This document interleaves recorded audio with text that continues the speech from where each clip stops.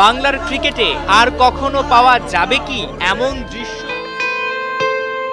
মাহমুদুল্লাহ রিয়াদের ফেসবুকে পোস্ট করা পুরনো স্মৃতি মাখা এই ছবিটা, ক্যাপশনে যা লেখা তা দেখে আপনি বলতেই পারেন কি ভালো সময় না ছিল। ছবিও তো সেই একই কথা বলে, পুরনো দিনে ফিরতে চাওয়া। তাই আসসালামু আলাইকুম সুপ্রিয় দর্শক বন্ধুরা, বাংলাদেশ ক্রিকেটে পঞ্চ পাণ্ডবের একটি সোনালী সময় ছিল, আর সেই সোনালী সময়ে বাংলাদেশের ক্রিকেট ভক্তরাও অনেক কিছু পেয়েছে।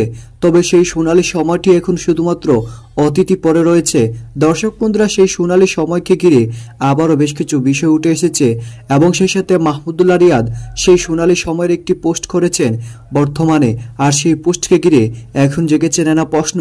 দর্শক বন্ধুরা, তবে কি আবারও সেই সোনালী সময় ফিরে আসবে বাংলাদেশ ক্রিকেটে? আবারও একত্রিত হতে পারবে এই 5 ক্রিকেটার, যেখানে এখন বর্তমান এক একজন এক একটি জায়গায় রয়েছেন?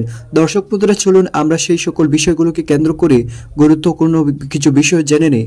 অবশ্যই ধৈর্য সহকারে পুরো ভিডিওটি দেখবেন, তাহলে এই সকল বিষয়গুলো পরিপূর্ণ বুঝতে পারবেন।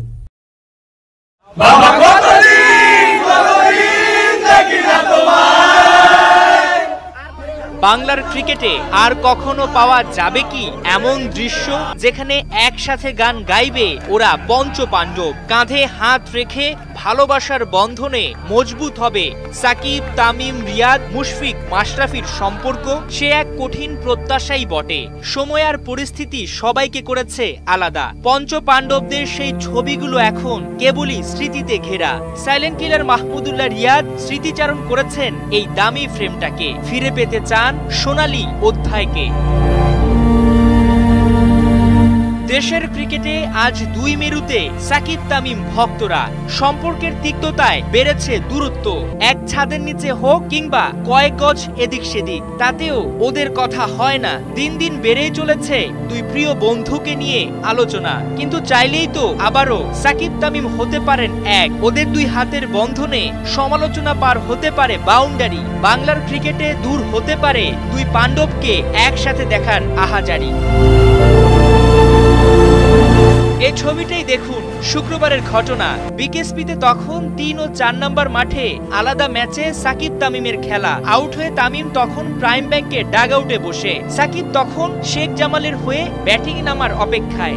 এই সময়টায় খোশ গল্পে মেতে উঠেন সাকিব। সাবেক বর্তমান সতীর্থদের সঙ্গে সময়টা উপভোগ করেন বিশ্বসেরা অলরাউন্ডার। একটা সময় প্রাইম ব্যাংকের কোচ মোহাম্মদ সালাউদ্দিনও যোগ দেন সেখানে। সাকিবকে কাছে পেয়ে ছুটে আসেন প্রাইম ব্যাংকের অন্যান্য কোচিং স্টাফ ও ক্রিকেটাররাও। মুহূর্তটা বেশ সুন্দরই বটে, কিন্তু এই ফ্রেমটায় কিছু একটা নেই। অপূর্ণতা হয়তো পূর্ণতা পেত যদি তামিম সেখানটাতে থাকতেন। হ্যাঁ, থাকতেই পারতেন। যেখানে প্রাইম ব্যাংক গুরু সালাউদ্দিন ছুটে এলেন সাকিবের সঙ্গে আড্ডায়, সেখানে তামিমকে তো দেখা যেতেই পারত ওই ফ্রেমে। দুই বন্ধুর মধ্যে দূরত্বটা কেবলই কয়েক গজ, কিন্তু মনের দূরত্বটা আকাশ পাতাল। তাই তো এত কাছে থেকেও দুটো মন হতে পারেনি এক। কিন্তু চাইলেই তো কোচ সালাউদ্দিন হতে পারতেন সেতু। তামিমকে নিয়ে এসে দুইটা হাতকে করতে পারতেন এক। ছোটবেলার গুরুর কথা ফেলতে পারতেন কি সাকিব? দেশের ক্রিকেটের ভবিষ্যৎ চিন্তায় এতখানি নিশ্চয়ই করার চেষ্টা করতে পারতেন সালাউদ্দিন। বিষয়টা কাল্পনিক, কিন্তু আক্ষরিক অর্থে কঠিন। তবে মানুষ চাইলে কি না হতে পারে। টাইগার ক্রিকেটে পঞ্চ পাণ্ডব এখন বিচ্ছিন্ন। কেউ ছাড়ার পথে ইন্টারন্যাশনাল ক্রিকেট, কেউ খেলছেন প্রিয় ফরম্যাটে, আর কেউ আছেন আন্তর্জাতিক ক্রিকেটের বাইরে। তবে এসব তো আর সম্পর্কে বাধা হতে পারে না। সাকিব তামিম চাইলে ঠিকই পূর্ণতা পেতে পারে সেই পুরনো ছবিটা। ইগোকে বাউন্ডারি হাঁকিয়ে এখনই তো সময় একসাথে পথ চলা। মাহমুদুল হাসান সজীব, ৭১। মাহমুদুল্লাহ রিয়াদের ফেসবুকে পোস্ট করা পুরনো স্মৃতি মাখা এই ছবিটা, ক্যাপশনে যা লেখা তা দেখে আপনি বলতেই পারেন কি ভালো সময় না ছিল। ছবিও তো সেই একই কথা বলে, পুরনো দিনে ফিরতে চাওয়া। তাই পরের লাইনে লেখা, চলুন মুহূর্তগুলোকে আবার ফিরিয়ে আনি। হতে পারে এই ছবিটা সামাজিক যোগাযোগ মাধ্যমে খুব পরিচিত, তবে মাহমুদুল্লাহ রিয়াদ যখন ছবিটা পোস্ট করে পুরনো স্মৃতি স্মরণ করলেন, তখন যেন সমর্থকরাও ঠিক ওভাবেই খুঁজে পেতে চাই 15-16 সালের দিনগুলো। সেই সময়টাতে নেতৃত্বভার ছিল মাশরাফি বিন মুর্তজার কাঁধে। দলকে রাখতেন আগলে, আর প্রতিটা ডিপার্টমেন্টে রাখা তার অস্ত্রগুলো। এই যেমন এই ছবিতেই দেখা যায় অধিনায়কের এক পাশে ওপেনার, আরেক পাশে ফিনিশার, ডিপ ফাইন লেগে রাখা উইকেট কিপারের অবস্থান, মিড উইকেটে বিশ্বসেরা অলরাউন্ডার, যার সবাই আছেন এক ফ্রেমে। এখন ভেবেন না ক্রিকেট মাঠটা কোথায়? ভাবলে তাদেরকে নিয়ে গোল বৈঠকেও এভাবে ভাবা যায়। ক্রিকেটকে নিয়ে বড় স্বপ্নের শুরুটাই তো তাদেরকে দিয়ে এভাবে মাঠে দেখে এখন এক একজন এক এক প্রান্তে। 2008 সাল থেকে মাশরাফি বিন মুর্তজা, সাকিব আল হাসান, তামিম ইকবাল, মুশফিকুর রহিম ও মাহমুদুল্লাহ রিয়াদ, এই 5 জন ক্রিকেটারকে একসাথে বাংলাদেশের জার্সি গায়ে খেলতে দেখা যায়, যার শেষটা বলতে পারেন 2019-এ। যাই হোক, ক্যারিয়ার শুরুর পর থেকে তাদের বাড়ে বয়স, একই সাথে বাড়ে দায়িত্ব। একটা সময় তারা বাংলাদেশ ক্রিকেটের অভিজ্ঞতা ও দক্ষতার মানদণ্ডে 5 জন সেরা ক্রিকেটার হিসেবে বিবেচিত হন। বিশেষ করে 2015 বিশ্বকাপে মাহমুদুল্লাহ রিয়াদের দুটো শতক হাঁকানোর পর থেকে এই 5 জনকে নিয়ে ভক্তরা বিশেষভাবে বিশ্লেষণ শুরু করে, বিশেষভাবে ভাবতেও থাকে। তবে মাহমুদুল্লাহর ফেসবুক পোস্টের ক্যাপশনে যেটা লিখেছেন, সবাই হয়তো লাল সবুজের জার্সিতে এভাবেই খুঁজে পেতে চাইবেন, তবে এক জীবনে এটা হয়তো আর দেখা সম্ভব নয়।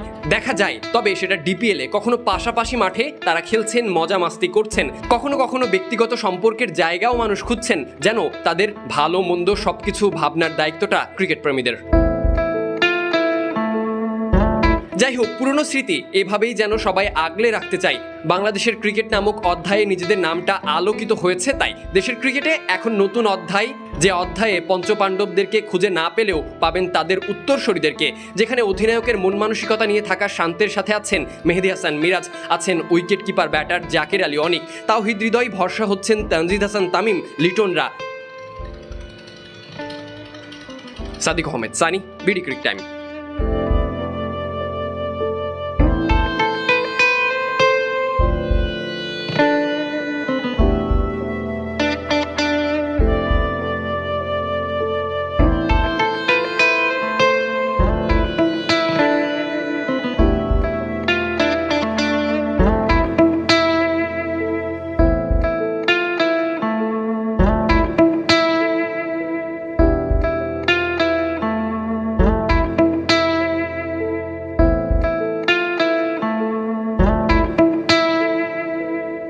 তো দর্শক বন্ধুরা, আপনারা হয়তো পুরো ভিডিওটি দেখে এবং এই সকল আলোচনাগুলো শুনে অবশ্যই বুঝতে পেরেছেন আসলে বাংলাদেশ ক্রিকেটে সত্যিকারের একটি সোনালী সময় ছিল।